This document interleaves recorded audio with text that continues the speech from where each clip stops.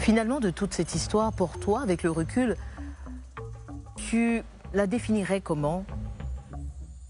Comme un mal pour un bien ou plutôt une casserole que tu traînes? Non, un mal pour un bien. Un mal pour un bien parce que je sais que c'est une épreuve derrière laquelle j'ai tiré des leçons, mais également des opportunités. Pas mal d'opportunités aujourd'hui qui me permettent d'être slasheuse. Donc voilà, c'est grâce aussi à cette histoire-là. Donc c'est un mal pour un bien. Et est-ce qu'on peut pousser le bouchon et dire merci à l'autre, puisqu'il aura participé à te révéler finalement? Non, on ne va pas dire merci, mais on va pas cracher dessus non plus, même si c'était bien malgré lui. Ce que je suis aujourd'hui également, même avant ça, c'est également grâce à lui, parce que si j'ai pu faire les formations que j'ai faites aussi auparavant, si j'ai pu voyager autant, m'imprégner d'autant de culture, c'est grâce à lui. Il ne faut pas qu'aujourd'hui qu'on ne soit, et c'est d'ailleurs la première fois qu'on me donne l'opportunité de m'exprimer dessus, parce que c'est vrai que ce qui s'est passé était tellement tragique et douloureux qu'on peut à ce moment-là oublier tout ce qu'il y avait de positif. Il y a eu énormément de positif derrière, parce qu'il y a eu des études qui ont été financées, il y a eu du soutien financier, il y a du soutien moral que j'en avais besoin. Donc non, ce n'est pas un merci à cause de cette histoire-là, mais c'est un merci global, parce qu'au final, si j'en suis là aujourd'hui, c'est plus ou moins grâce à lui également. Ça fait 7 ans maintenant, cette histoire? Vous vous êtes reparlé, vous vous êtes revus après? Non. Vraiment, chacun mène sa vie de son côté. Visiblement, on a d'un côté la Nathalie adulée, respectée, enviée même, et de l'autre, on a celle qui est encore malheureusement aujourd'hui jugée, méprisée pour son passé. Comment tu arrives à gérer tout ça?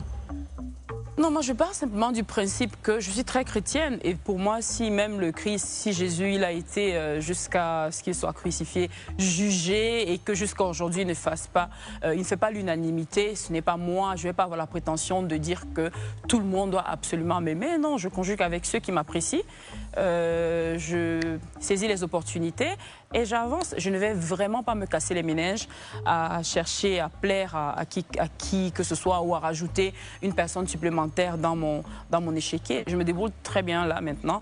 Je n'ai pas besoin de personnes toxiques ou à convaincre. Ah non, non, non, je n'ai rien à leur dire. J'aime bien cette question du confessionnal. Et c'est un exercice que j'adore faire à nos stars. D'accord.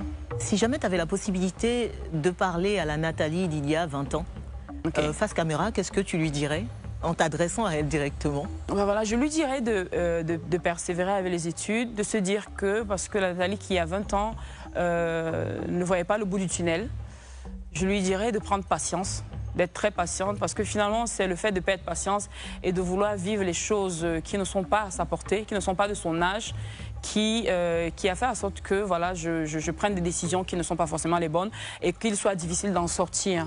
Donc si les jeunes filles peuvent vivre avec leur âge, avec les moyens qu'elles ont à leur disposition, c'est-à-dire ceux mis par leurs parents, la société ou tout, et évoluer, il y a toujours moyen de fructifier ce qu'on a de petit, que ça devienne quelque chose d'un peu plus grand, de façon saine, c'est-à-dire de façon à être en phase avec sa conscience.